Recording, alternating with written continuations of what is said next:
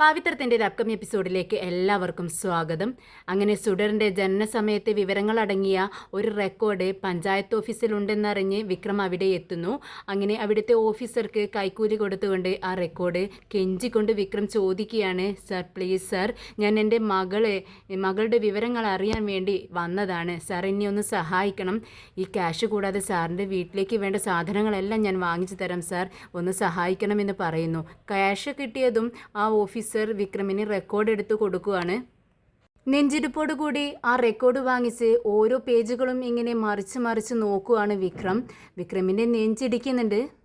ഇതേ സമയം വേദയും കപിലൻ കുറച്ച് പോലീസുകാരും പുറത്തെത്തുന്നു. വേദ അകത്തേക്ക് നോക്കുന്ന സമയത്ത് വിക്രം അകത്ത് നിൽക്കുന്നത് കാണുവാണ്. റെക്കോർഡെല്ലാം ചെക്ക് ചെയ്യുന്നത് കാണുന്നുണ്ട്.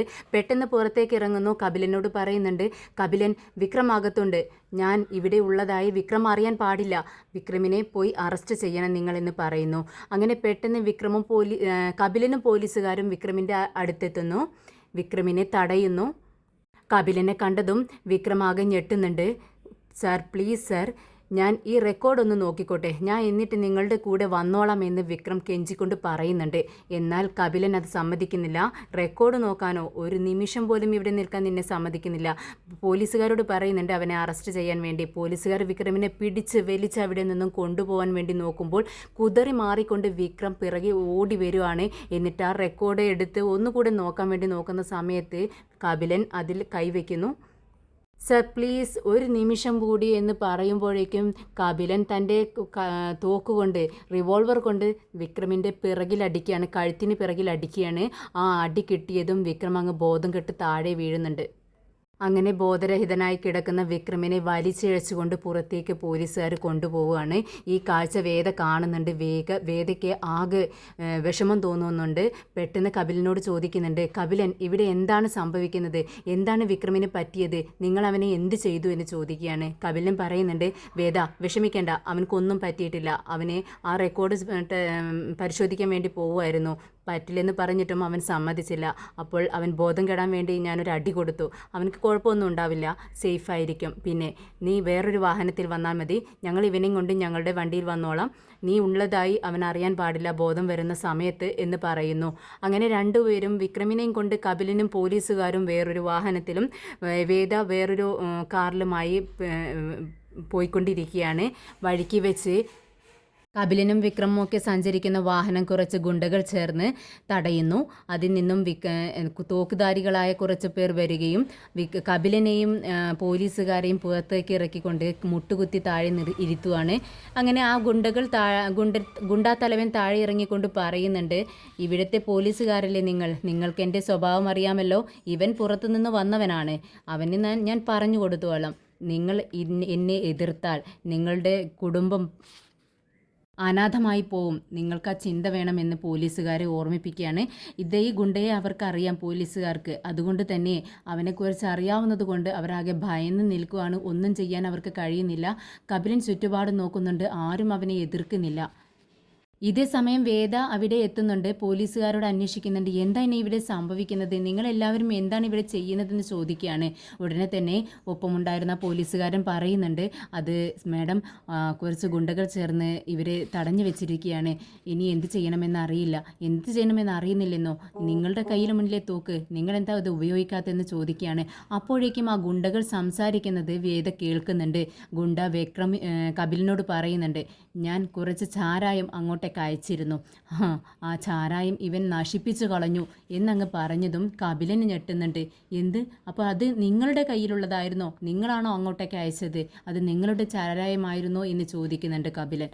അപ്പോൾ അദ്ദേഹം പറയുന്നുണ്ട്, അതെ എൻ്റേത് തന്നെയായിരുന്നു, നിങ്ങൾ എന്ത് വിചാരിച്ചു ഇവൻ്റേതാണെന്നോ, ഞാൻ എത്ര ക്യാഷ് മുടക്കിയിട്ടാണ് അത് അങ്ങോട്ടേക്ക് അയച്ചതെന്നറിയാമായിരുന്നോ, എൻ്റെ ആളുകളാണ് അത് സെയിൽ ചെയ്തിരുന്നത്, എല്ലാം അവൻ നശിപ്പിച്ചു, ഇനി അവനെയും കൊണ്ട് നിങ്ങൾ എങ്ങോട്ടേക്കാണ് പോകുന്നത്, അവനെ എനിക്ക് വേണമെന്ന് പറയുകയാണ് ആ ഗുണ്ട.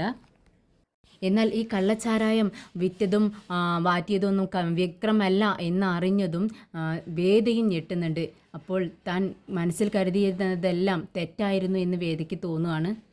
അങ്ങനെ കപിലനും വേദയും മനസ്സിൽ ചിന്തിക്കുകയാണ്, അപ്പോൾ ചാരായം ഇവൻ്റെയാണ്, വിറ്റത് മറ്റു പലരും, അപ്പോൾ വിക്രം അതെല്ലാം നശിപ്പിച്ചു കളഞ്ഞു, അപ്പോൾ അവൻ ചെയ്തത് നല്ല കാര്യമാണ്, പക്ഷെ തെറ്റിദ്ധരിച്ചു പോയല്ലോ ഞങ്ങൾ എന്നവർ ചിന്തിക്കുന്നുണ്ട്.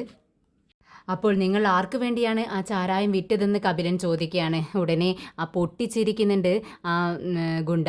എന്നിട്ട് പറയുന്നുണ്ട്, പോലീസ് ബുദ്ധി ഇവിടെ പ്രയോഗിക്കുകയാണോ? ഞാനൊരിക്കലും പറയത്തില്ല. എൻ്റെ കൂട്ടാളിയെ ഞാൻ ഒരിക്കലും ആർക്കും ഒറ്റുകൊടുക്കില്ല എന്ന് പറയുന്നു. വളരെ ദേഷ്യത്തോടെ വേദ മുന്നോട്ട് വന്നിട്ട് പോലീസുകാരോട് പറയുന്നുണ്ട്, നിങ്ങളെല്ലാം എന്ത് നോക്കി നിൽക്കുവാണ്? ആ തോക്കെടുത്ത് ഷൂട്ട് ചെയ്യവനെ, എന്ത് നോക്കി നിൽക്കുകയാണ് നിങ്ങളെന്ന് പറയുമ്പോൾ ആ ഗുണ്ട ചിരിച്ചുകൊണ്ട് പറയുന്നുണ്ട്, നിങ്ങൾക്കും എനിക്കും തമ്മിൽ പഴയൊരു കണക്ക് ബാക്കി നിൽക്കുന്നുണ്ട്. എന്തായാലും സൂപ്പറായിട്ടുണ്ട്. നിങ്ങളെ ഞാൻ കാത്തിരിക്കുകയായിരുന്നു. എന്തായാലും ഈ കളത്തിൽ നിങ്ങളും വന്ന് പെട്ടത് നന്നായി. ഞാനിതൊട്ടും പ്രതീക്ഷിച്ചില്ല. വേദ വീണ്ടും ആ പോലീസുകാരോട് അവരെ ഗുണ്ടകളെ ഷൂട്ട് ചെയ്യാൻ വേണ്ടി പറയുന്നുണ്ട്. പക്ഷെ അവരൊന്നും മിണ്ടാതെ തല താഴ്ത്തി നിൽക്കുവാണ്. ഇത് കണ്ട് ഗുണ്ടകൾ ചിരിക്കുന്നുണ്ട്. എന്നിട്ട് പറയുന്നുണ്ട്, 3 വരെ ഞങ്ങൾ എണ്ണും, അപ്പോഴേക്കും നിങ്ങൾ ഇവിടെ നിന്നും ഓടിപ്പോവണം എന്ന് പോലീസുകാരോട് പറയുകയാണ്. ഇല്ലാന്നുണ്ടെങ്കിൽ നിങ്ങളെ ഞങ്ങൾ ഷൂട്ട് ചെയ്യുമെന്ന് പറയുന്നു. അങ്ങനെ 3 വരെ ഗുണ്ടകൾ എണ്ണുമ്പോഴേക്കും അവിടെ നിന്നിട്ടുണ്ടായിരുന്ന പോലീസുകാരെല്ലാം അവിടെ നിന്നും ഓടി രക്ഷപ്പെടുന്നുണ്ട്. ഇത് കണ്ട് ഗുണ്ടകൾ പൊട്ടിച്ചിരിക്കുന്നുണ്ട്. എന്നിട്ട് വേദയോട് പറയുന്നുണ്ട്, ഈ ജീപ്പിൽ നിങ്ങളെ 3 പേരെ ഞാൻ കെട്ടിയിട്ട് പെട്രോൾ ഒഴിച്ച് കത്തിക്കും, എന്നിട്ട് അത് കണ്ട് ഞാൻ ചിരിക്കും, രസിക്കും എന്ന് പറയുന്നുണ്ട്. പെട്ടെന്ന് വേദ കാറിലേക്ക് തൻ്റെ റിവോൾവർ എടുക്കാൻ വേണ്ടി ഓടി ചെല്ലുവാണ്. കാറിൽ നിന്നും റിവോൾവർ എടുക്കുന്നതിനോടൊപ്പം തന്നെ അവിടെ പഞ്ചായത്ത് ഓഫീസിൽ നിന്നും തൻ്റെ മകളുടെ സുഡറിൻ്റെ വിവരങ്ങളടങ്ങുന്ന ഒരു പേപ്പർ അവിടെ നിന്നും കൊണ്ടുവന്നിട്ടുണ്ടായിരുന്നു വേദ. ആ പേപ്പറും റിവോൾവർ എടുക്കുന്നതിനോടൊപ്പം തൻ്റെ കയ്യിൽ പെടുന്നുണ്ട്, വേദയുടെ കയ്യിൽ പെടുവാണ്. എന്നാൽ വേദയുടെ പിറകെ തന്നെ ഗുണ്ടകൾ വന്ന് വേദയെ പിടിച്ചു വലിക്കുന്നുണ്ട്. അങ്ങനെ വേദയുടെ കയ്യിൽ നിന്നും ആ ഒരു വിവരങ്ങളടങ്ങുന്ന പേപ്പറും റിവോൾവറും താഴെ വീഴുവാണ്. വേദയെ ഗുണ്ടകൾ ചേർന്ന് പിടിച്ചൊതുക്കി വെച്ചിരിക്കുകയാണ്. പെട്ടെന്ന് വേദ ഗുണ്ടകളുടെ കയ്യിൽ നിന്നും കുതറി മാറിക്കൊണ്ട് ഓടുന്നുണ്ട്. പിറകെ ഗുണ്ടകൾ നിൽക്കടി അവിടെ എന്ന് പറഞ്ഞുകൊണ്ട് ഓടുന്നുണ്ട്. ഇതേസമയം കപിലിൻ്റെ കൈകൾ പിറകോട്ട് കെട്ടിവെച്ച് കപിലിനെ ഇട്ട് അടിക്കുകയാണ് ഗുണ്ടകൾ. എന്നിട്ട് വിക്രം ഇരിക്കുന്ന ജീപ്പിനടുത്തേക്ക് കൊണ്ടുവന്ന് നിർത്തുന്നുണ്ട്. അപ്പോഴേക്കും മറ്റൊരു വാഹനത്തിൽ നിന്നും ഗുണ്ടകൾ കുറച്ച് ക്യാനുകൾ എടുത്ത് കൊണ്ടുവരുവാണ്. ഇതിലുണ്ടായിരുന്ന പെട്രോൾ എല്ലാം വിക്രമിൻ്റെയും കപിലിൻ്റെയും തലവഴി ഒഴിക്കുന്നുണ്ട്. അങ്ങനെ ഗുണ്ടകൾ തീപ്പെട്ടി ഉരച്ച് ഇവരുടെ ദേഹത്തേക്ക് ഇടാൻ വേണ്ടി നോക്കുമ്പോഴേക്കും വിക്രം തലവഴി പെട്രോൾ വീണതുകൊണ്ട് തന്നെ ബോധം വരുവാണ് വിക്രമിന്. വിക്രം പിറകിൽ നിന്നും അവരെ ചവിട്ടി വീഴ്ത്തുന്നുണ്ട്. ഇങ്ങനെ വിക്രം അവിടെ ഉണ്ടായിരുന്ന അത്രയും ഗുണ്ടകളെ ഓരോരുത്തരെയായി അടിച്ച് വീഴ്ത്തുന്നുണ്ട്. വിക്രം പെട്ടെന്ന് ചെന്ന് കപിലിൻ്റെ കൈകളിലേക്ക് കെട്ടഴിക്കുകയാണ്. സർ സർ എന്ന് വിളിക്കുന്നുണ്ട്. പക്ഷേ കപിലിന് ബോധമില്ല. അവർ കെട്ടിയിട്ട് അടിച്ചത് കൊണ്ട് തന്നെ കപിലിൻ്റെ ബോധം പോയിക്കായിരുന്നു. അങ്ങനെ കെട്ടുകൾ അഴിച്ച് കപിലിനെ അവിടെ ഇരുത്തുന്നുണ്ട് വിക്രം. എന്നിട്ട് ശ്വാസമുണ്ടോ എന്ന് നോക്കുകയാണ്. അപ്പോഴാണ് വിക്രമിന് മനസ്സിലാവുന്നത് ബോധം കെട്ട് കിടക്കുകയാണ്. കപിലിന് ആപത്തൊന്നും സംഭവിച്ചിട്ടില്ല. വിക്രം ചുറ്റും നോക്കുന്നുണ്ട്. വേദ എവിടെ, വേദ വേദ എന്നിങ്ങനെ പുലമ്പുന്നുണ്ട് വിക്രം. പെട്ടെന്നാണ് തറയിൽ കിടക്കുന്ന ആ പേപ്പർ വിക്രം ശ്രദ്ധിക്കുന്നത്. ഒരു ഗ്രീൻ കളർ പേപ്പറായിരുന്നു അത്. വിക്രമിനെ ആ പേപ്പർ കണ്ടതും ദൂരെ നിന്ന് കണ്ടതും വിക്രമിന് മനസ്സിലാവുന്നുണ്ട് താൻ പഞ്ചായത്ത് ഓഫീസിൽ വെച്ച് കണ്ട അതേ പേപ്പർ എന്ന് വിക്രമിന് മനസ്സിലാവുന്നുണ്ട്. വിക്രം ഓടിച്ചെന്ന് ആ പേപ്പർ എടുത്ത് നോക്കുന്നു. പേപ്പർ എടുത്ത് വായിച്ചു നോക്കിയതും വിക്രം പൊട്ടിക്കരയുന്നു. പൊട്ടിക്കരയാണ്. സുഡർ തൻ്റെ മകളാണെന്ന് ആ അറിയുന്ന നിമിഷം വിക്രം ഒരുപാട് സന്തോഷം കൊണ്ട് പൊട്ടിക്കരയാണ്. സുഡർ എൻ്റെ മകളാ എന്ന് പറഞ്ഞുകൊണ്ട് നിലത്ത് കിടന്ന് ഉരുണ്ടുകൊണ്ടാണ് വിക്രം കരയുന്നത്, നിലവിളിക്കുന്നുണ്ട്. ദൈവമേ, അപ്പോൾ സുഡർ എൻ്റെ മകളാണെന്ന് അറിയാതെയാണല്ലോ ഞാൻ അവളെ ഇത്രയും മാത്രം സ്നേഹിച്ചത്. അവളെ എനിക്ക് പിരിയാൻ കഴിയാത്തതുപോലെ ഞാൻ സ്നേഹിച്ചില്ലേ എന്നൊക്കെ പറഞ്ഞുകൊണ്ട് വിക്രം കരയുന്നുണ്ട്. പെട്ടെന്ന് വിക്രം കരച്ചിലങ്ങ് നിർത്തി. പെട്ടെന്ന് മനസ്സിൽ ചിന്തിക്കുകയാണ്, എന്തിനു വേണ്ടിയാണ് വേദ എൻ്റെ മകളെ എന്നിൽ നിന്നും മറച്ചു വെച്ചത്? അപ്പോൾ സുഡർ എൻ്റെ മകളാണെന്ന് ഞാൻ അറിഞ്ഞു എന്ന് കഴിഞ്ഞാൽ അവൾ അത് മനസ്സിലാക്കിയ നിമിഷം എൻ്റെ മകളെയും കൊണ്ട് ഇവിടെ നിന്നും ഓടി രക്ഷപ്പെടുമോ എന്ന് വിക്രമിൻ്റെ മനസ്സിൽ തോന്നുവാണ്. അവൾ സുഡറിൻ്റെ അമ്മയാണെങ്കിൽ ഞാൻ സുഡറിൻ്റെ അച്ഛനാ. അവളെപ്പോലെ തന്നെ എനിക്കും സുഡറിൻ്റെ മേൽ അവകാശമുണ്ട്. എന്നാലും എൻ്റെ വേദ അവൾ നല്ലവളാണല്ലോ, അവൾ ദുഷ്ടയല്ലല്ലോ. ഞാൻ ഇത്ര മോശക്കാരനാണെന്ന് അവൾ മനസ്സിലാക്കിയിട്ടും എൻ്റെ കുഞ്ഞിനെ അവൾ പ്രസവിച്ച് വളർത്തിയില്ലേ. ഇനിയിപ്പോൾ എന്തു ചെയ്യും? വിക്രം വേദയോട് മാപ്പ് ചോദിക്കണോ അതോ സുഡറിൻ്റെ മേലുള്ള അവകാശം ചോദിക്കണോ? പെട്ടെന്ന് വിക്രമിന് ബോധം വരുന്നതുപോലെ അങ്ങ് പെട്ടെന്ന് എഴുന്നേൽക്കുവാണ്. എന്നിട്ട് പറയുന്നുണ്ട്, ഇല്ല, പെട്ടെന്ന് വേദയെ രക്ഷിക്കണം. ഞാൻ ഈ സത്യം, സുഡർ എൻ്റെ മകളാണെന്ന സത്യം ഞാൻ അറിഞ്ഞു എന്നുള്ള വിവരം വേദ ഒരിക്കലും അറിയാൻ പാടില്ല. വേദയെ എത്രയും പെട്ടെന്ന് ഗുണ്ടകളുടെ കയ്യിൽ നിന്ന് രക്ഷിക്കണമെന്ന് പറഞ്ഞുകൊണ്ട് വേദ ഓടിയ ഭാഗത്തേക്ക് വിക്രം പിറകെ ഓടുകയാണ്. ഗുണ്ടകൾ പിറകെ തന്നെയുണ്ട് വേദയുടെ. വേദേ വേദ എന്ന് വിളിച്ചുകൊണ്ടാണ് വിക്രം ഓടുന്നത്. എന്നാൽ വേദ ഒരു സ്ഥലത്ത് ഒളിച്ചിരിക്കുകയാണ്. ഗുണ്ടകൾ വേദയെ കാണാത്തത് കൊണ്ട് തന്നെ തിരഞ്ഞു നടക്കുന്നുണ്ട്. വേദ ഗുണ്ടകളെ കാണുന്നില്ല. പെട്ടെന്ന് മറഞ്ഞിരിക്കുന്ന സ്ഥലത്ത് നിന്നും വേദ എഴുന്നേറ്റ് ഓടുകയാണ്. ഇത് കണ്ടതും ഗുണ്ടകൾ വേദയുടെ പിറകെ ഓടുന്നുണ്ട്. എന്നാൽ ഇത് ദൂരെ നിന്നും വിക്രം കാണുന്നുണ്ട്. വേദ എന്ന് വിളിച്ചുകൊണ്ട് ഓടി വന്ന് ഗുണ്ടകളിൽ നിന്നും വേദയെ ഗുണ്ടകളെ അടിച്ചിട്ട് വേദയെ രക്ഷിക്കുന്നുണ്ട്. വിക്രമിനെ കണ്ടതും വേദയ്ക്ക് സമാധാനമാവുകയാണ്. വേദ കപിലിനെ കുറിച്ച് ചോദിക്കുന്നുണ്ട്. വിക്രം, കപിലൻ എവിടെ? കപിലൻ എന്ന് കുഴപ്പമൊന്നും ഇല്ലല്ലോ എന്ന് ചോദിക്കുമ്പോൾ വിക്രം പറയുന്നുണ്ട്, ഇല്ല, അദ്ദേഹത്തിന് കുഴപ്പമൊന്നുമില്ല. മയക്കത്തിലാണെന്ന് വിക്രം പറയുമ്പോൾ വേദ പറയുന്നുണ്ട്, എന്നാ വാ നമുക്ക് പോവാം എന്ന് പറഞ്ഞുകൊണ്ട് വേദ വിക്രമിൻ്റെ മുഖത്തേക്ക് നോക്കുമ്പോൾ വിക്രമാണെങ്കിൽ ഇമ വെട്ടാതെ വേദയുടെ മുഖത്തേക്ക് തന്നെ നോക്കി നിൽക്കുവാണ്. എന്നിട്ട് മനസ്സിൽ ചിന്തിക്കുന്നുണ്ട്, ഞാനിപ്പോൾ എന്താ ചെയ്യേണ്ടത്? എൻ്റെ മോളെ ജീവനോടെ ഇരുത്തിയതിന് ഞാൻ ഇവളോട് നന്ദി പറയണോ, അതോ എൻ്റെ മോളെ ഇവളെ കയ്യിൽ നിന്നും ചോദിക്കണോ, അവകാശം ചോദിക്കണോ എന്നിങ്ങനെ ചിന്തിക്കുകയാണ് വിക്രം. എന്നാൽ ഇതൊന്നും മനസ്സിലാവാതെ വേദ വീണ്ടും വിക്രമിനോട് ചോദിക്കുന്നുണ്ട്, നീ എന്താ ഇങ്ങനെ നോക്കി നിൽക്കുന്നത്? വാ, നമുക്ക് പെട്ടെന്ന് ഇവിടെ നിന്ന് രക്ഷപ്പെടാം. അങ്ങനെ വേദയും വിക്രമും അവിടെ നിന്ന് നടന്നു വരുന്ന സമയത്താണ് കപിലൻ ബോധം തെളിഞ്ഞതുകൊണ്ട് തന്നെ ഇവരെ തിരഞ്ഞുകൊണ്ട് വരുവാണ്. കപിലൻ വേദയോട് നിനക്ക് കുഴപ്പമൊന്നും ഇല്ലല്ലോ എന്ന് ചോദിക്കുന്നുണ്ട്. ഇല്ല, നീയും ഓക്കെ അല്ലേ എന്ന് ചോദിക്കുകയാണ്. ഉടനെ തന്നെ വിക്രമിൻ്റെ മുഖത്ത് നോക്കിക്കൊണ്ട് കപിലൻ ക്ഷമ ചോദിക്കുകയാണ്. നീ തെറ്റുകാരനാണെന്ന് വിചാരിച്ചാണ് നിന്നെ അറസ്റ്റ് ചെയ്യാൻ ഞങ്ങൾ വന്നത്. പക്ഷേ അവൻ്റെ വാക്കുകളിൽ നിന്നും നീ തെറ്റൊന്നും ചെയ്തിട്ടില്ലെന്ന് മനസ്സിലായി, സോറി എന്ന് പറയുന്നുണ്ട്.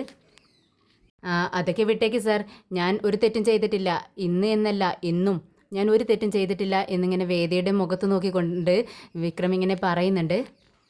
വീണ്ടും കപിലൻ പറയുന്നുണ്ട്, നീ തെറ്റൊന്നും ചെയ്തിട്ടില്ലെന്ന് ഞങ്ങൾക്ക് മനസ്സിലായി, കൂടാതെ നീ ഞങ്ങളുടെ ജീവനും രക്ഷിച്ചു. വീണ്ടും എൻ്റെ മനസ്സിൽ നിന്ന് ഞാൻ നിന്നോട് നന്ദി പറയുന്നു വിക്രം. ഇത് കേട്ടതും വിക്രം പറയുന്നുണ്ട്, നിങ്ങൾ മാത്രമല്ലേ നന്ദി പറയുന്നുള്ളൂ, മറ്റു ഭാഗത്തു നിന്നൊന്നും അങ്ങനെ നന്ദി വരുന്നില്ലല്ലോ. ഇത് കേട്ടതും വേദ പറയുന്നുണ്ട്, നിനക്കിപ്പോൾ എന്താ വേണ്ടത്? ഞാൻ സോറി പറയണം, അത്രയല്ലേ വേണ്ടൂ. സോറി എന്ന് പറയുമ്പോൾ വിക്രം പറയുന്നുണ്ട്, ഇതിലും ഭേദം നീ ഒന്നും മിണ്ടാതിരിക്കുന്നതായിരുന്നു. പെട്ടെന്ന് കപിലൻ വേദയോട് പറയുന്നുണ്ട്, വേദ, എത്രയും പെട്ടെന്ന് നമുക്കിവിടെ നിന്ന് നാട്ടിലേക്ക് പോകണം. പക്ഷേ ആ ഡ്രൈവർ ഓടിപ്പോയില്ലേ കപിലൻ എന്ന് വേദ ചോദിക്കുകയാണ്. ഇത് കേട്ട് വിക്രം പറയുന്നുണ്ട്, നിങ്ങൾ വാ, ഞാൻ ഡ്രൈവ് ചെയ്യാമെന്ന് പറഞ്ഞുകൊണ്ട് അവരെയും വിളിച്ചുകൊണ്ട് വണ്ടിയിലേക്ക് പോകുന്നുണ്ട്. ഇതേ സമയം കൺമണിയുടെ അച്ഛൻ കൺമണിയോട് ചോദിക്കുന്നുണ്ട്, മോളെ, നിന്റെ കയ്യിൽ മുറിവ് എങ്ങനെയുണ്ട്? ഡോക്ടറെ അടുത്ത് പോവാമെന്ന് പറഞ്ഞിട്ട് നീ കേൾക്കുന്നില്ലല്ലോ, നീ വാ, നമുക്കൊന്ന് പോയിട്ട് വരാമെന്ന് പറയുകയാണ്. ഇത് കേട്ട് കൺമണി പറയുന്നുണ്ട്, വേണ്ട അച്ഛാ, കണ്ടില്ലേ, എൻ്റെ കയ്യിൽ നീരൊന്നുമില്ല, അതിൽ നിന്നും മനസ്സിലാക്കാമല്ലോ, സെപ്റ്റിക് ആയിട്ടില്ല, ഞാൻ ക്ലീൻ ചെയ്ത് മുറിവിൽ മരുന്ന് വെച്ച് കെട്ടുന്നുണ്ട്, അത്രയും മതി, എനിക്ക് വിക്രം ഒന്നിങ്ങ് വന്ന് കണ്ടാൽ മതി, അത്രയേ ഉള്ളൂ എന്ന് പറയുകയാണ്. ഇത് കേട്ട് രാജേട്ടൻ പറയുന്നുണ്ട്, എന്താ കൺമണി, അവന് കുഴപ്പമൊന്നും ഉണ്ടാവില്ല, അവനിങ്ങോട്ടേക്ക് എത്തും, നീ എന്താ ഇങ്ങനെയൊക്കെ പറയുന്നതെന്ന് ചോദിക്കുകയാണ്. ഇത് കേട്ടതും കൺമണി പറയുന്നുണ്ട്, അല്ല രാജേട്ടാ, ഇവിടെ നിന്ന് പോയതിന് 2 ദിവസം കഴിഞ്ഞതും വിക്രം ഫോൺ അങ്ങ് സ്വിച്ച് ഓഫ് ആക്കിയതല്ലേ, ഇതുവരെയും ഓണാക്കിയിട്ടില്ല, അതുകൊണ്ടാണ് ഞാൻ അങ്ങനെ പറഞ്ഞത്. മൊബൈൽ ഓഫ് ചെയ്യണമെങ്കിൽ പ്രത്യേകിച്ച് എന്തെങ്കിലും കാരണം കാണും കൺമണി, അതുകൊണ്ടായിരിക്കും അങ്ങനെ ചെയ്തത്, അവനിങ്ങോട്ടേക്ക് എത്തും, നീ വിഷമിക്കാതിരിക്കുക എന്ന് രാജേട്ടൻ പറയുകയാണ്. ഇതേ സമയം പുറത്തു നിന്നും രാജേട്ട എന്ന് സൗണ്ട് കേട്ട് എല്ലാവരും പുറത്തേക്ക് നോക്കുകയാണ്. വിക്രം വളരെ സന്തോഷത്തോടെ രാജേട്ടനെ വിളിച്ചുകൊണ്ട് അകത്തേക്ക് കയറി വരുന്നത് കണ്ട് രാജേട്ടൻ ഓടിച്ചെന്ന് കെട്ടിപ്പിടിക്കുന്നുണ്ട്. നീ വിക്രം, നിന്നെക്കുറിച്ച് ഞങ്ങൾ സംസാരിച്ചുകൊണ്ടിരിക്കുകയായിരുന്നു, നീ അപ്പോഴേക്കും വന്നല്ലോ, എന്തു പറ്റി, നീ എന്താ ഫോൺ സ്വിച്ച് ഓഫ് ആക്കി വെച്ചിരിക്കുന്നത്? കൺമണി അതും പറഞ്ഞ് കുറേ വിഷമിച്ചിരിക്കുകയായിരുന്നു.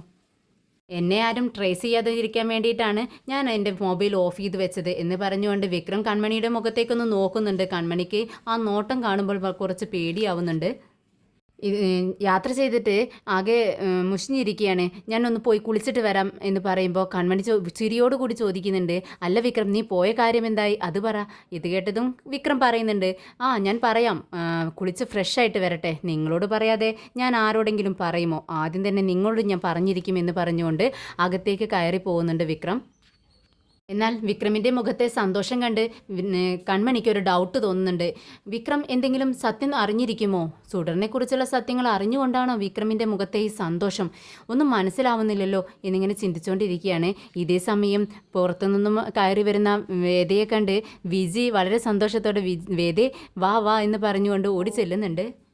വളരെ ടയേർഡായി കയറി വരുന്ന വേദയോട് വിജി ആദ്യം തന്നെ ചോദിക്കുന്നത് വിക്രമിനെ പിടിച്ചോ എന്നാണ്.